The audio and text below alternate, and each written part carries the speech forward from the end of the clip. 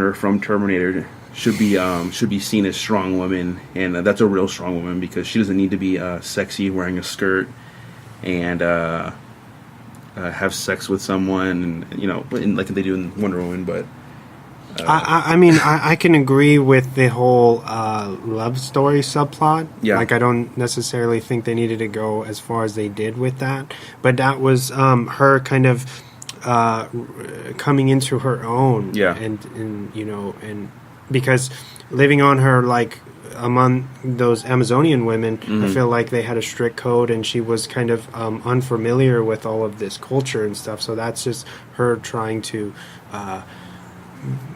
kind of catch up, in a way, whatever. Yeah. So it's real, there's like it's supposed their first time seeing a man, grounded in realism or whatever. And as far as her costumes and stuff, that's all going back to the source material. So it's like, we'll go fucking talk to DC. I don't know, because they're just really pulling like from the source material. Yeah, I mean, you can't hate on.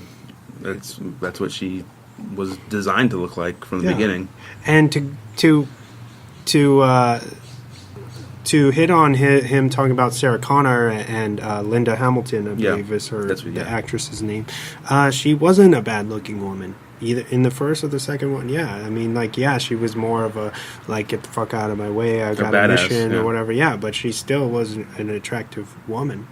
I don't know. I feel like that's James trying to plug his new Terminator stuff coming up a little bit. But I don't. You take everybody's entitled to what they want to think. You know what I mean? Yeah.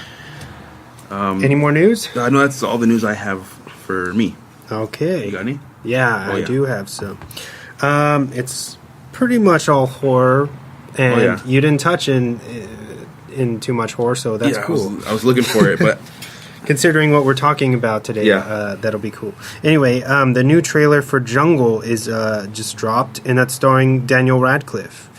The film is set in the 80s, and it's about two friends pretty much going out on an adventure in the Amazon. But when things start to go wrong, a nice vacation turns into a deadly battle in the jungle. Ooh, okay. Jungle hits theaters on demand and digital HD in October 20th. Okay. So not too far away.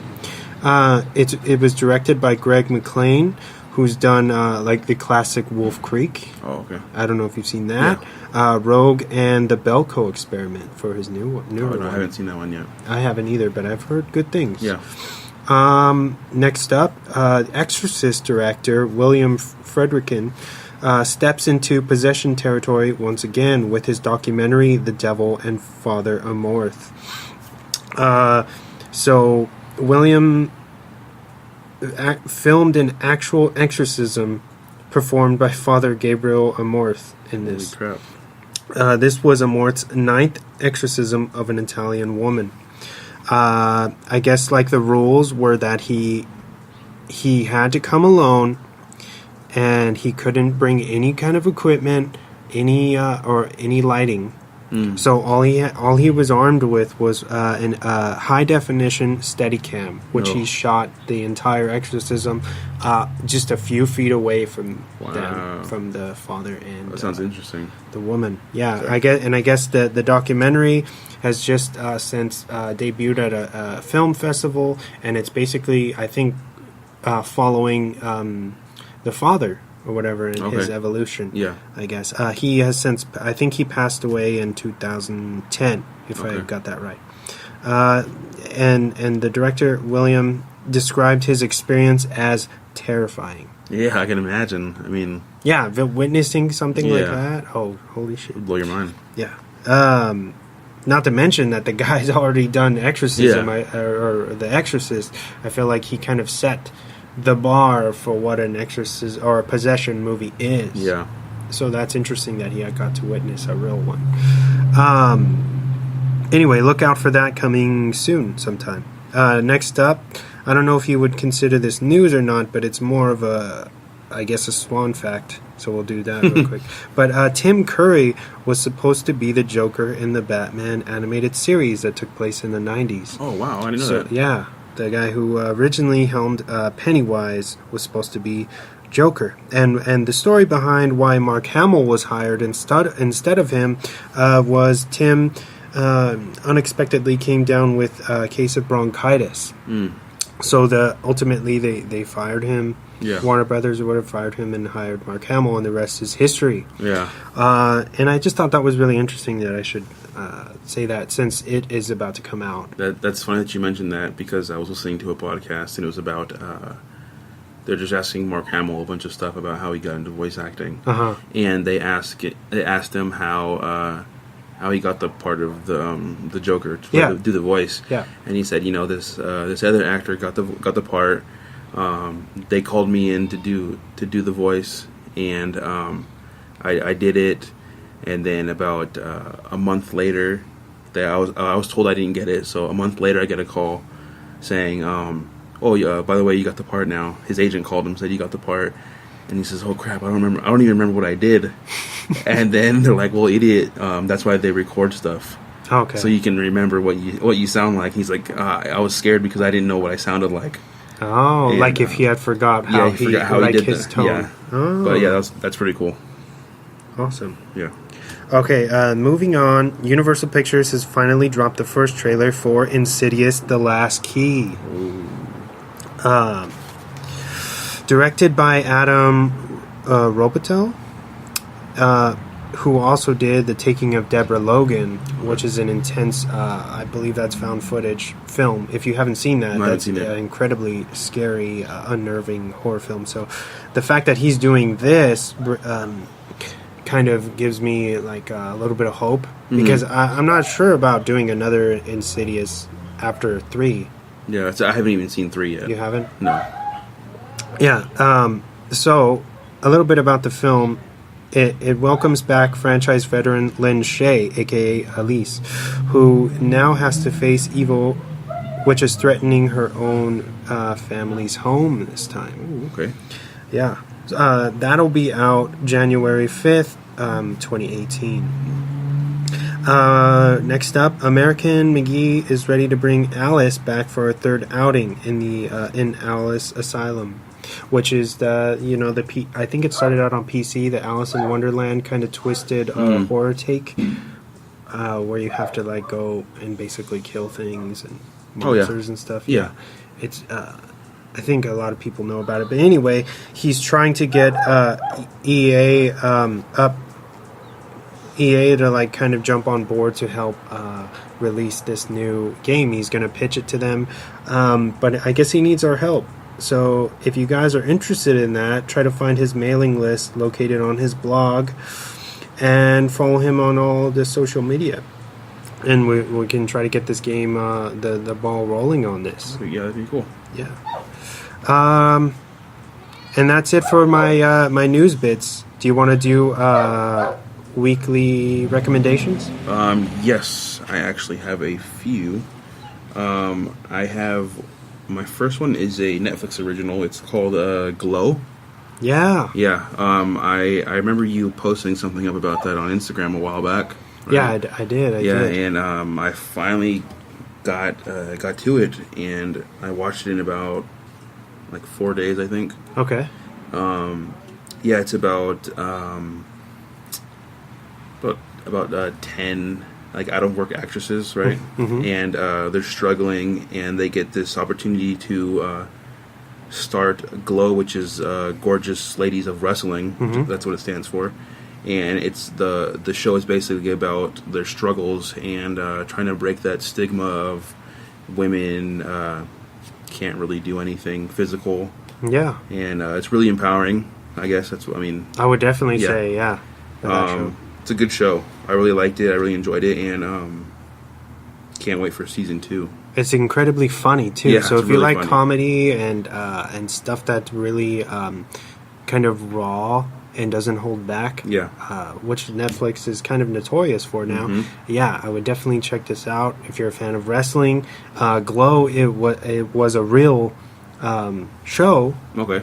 That, I didn't know that. Yeah, that they So that's all factual. Oh, wow. Yeah. Okay. That was a real thing. And it takes place in the 80s, right? Yeah, that's why it was kind of, I think it was just before our time. Okay.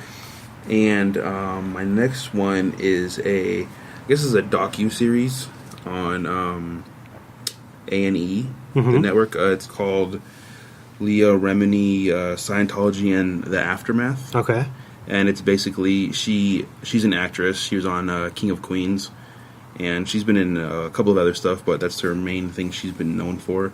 And she used to be a Scientologist. Yes. And she has been out of Scientology for, I don't know, maybe 8 years or something.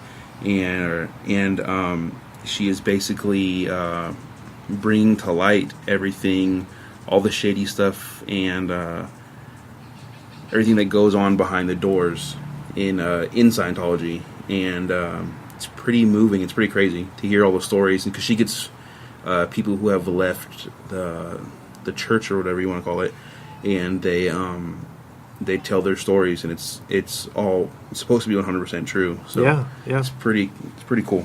Well, I think the Church of Scientology wouldn't be getting so upset. Yeah. If they didn't have some stuff to hide, because I've heard them say some pretty bad things about her. And, yeah, they try to they're trying to discredit her. Yeah, really bad. Saying, "Oh, she's a has-been. She's just looking for fame again. Yeah, this is the only way she can get her name into the papers again." Yeah, and it's pretty strange that somebody, that they would attack her. Yeah, in that especially way. her being an ex. She was a part of it at one time, which is the crazy part. Yeah. But yeah, those are my weekly recommendations. Good, solid, man. Yeah, I dig it. Mine, we're gonna go back to some '90s horror comedy stuff. My first one is The Faculty. Oh yes, with Robert Rodriguez directing and Kevin Williamson who wrote it. It stars Josh Hartnett, Elijah Wood, Jordana Brewster, Robert Patrick, Beeb Neuwirth, and Famke Janssen. Yeah. Basically, this is the classic story of these kids who realize that their teachers have been kind of, how would you say? Like infected? Yeah, infected by these alien beings who are using humans as hosts. Yeah. And they need like water to survive. For some reason they're like water-based alien beings.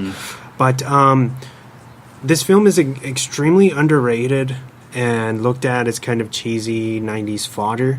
Yeah. But and that's why I wanted to recommend this to you guys, because if you haven't seen it, or you haven't